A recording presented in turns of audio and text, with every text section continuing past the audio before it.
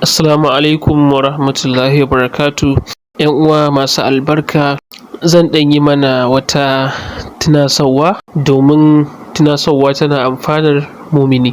Allah ya kawo mu kwanakin goman ƙarshe na watan Ramadan, wanda kuma wannan kwanaki na goman ƙarshe ana so mu ninka ibadunmu, mu ƙara zage damtse sosai da sosai wajen neman yardar Allah ta hanyar yawan zikiri, ambaton Allah, nafilfili da kuma ƙiyamul laili.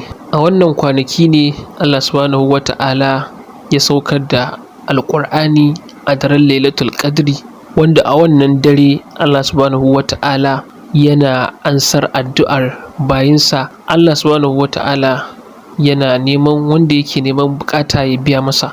Mu yi amfani da wannan dama da muke da ita, mu yi wa kanmu addu'a, mu yi wa iyayenmu, sannan kuma kada mu manta da ƙasarmu.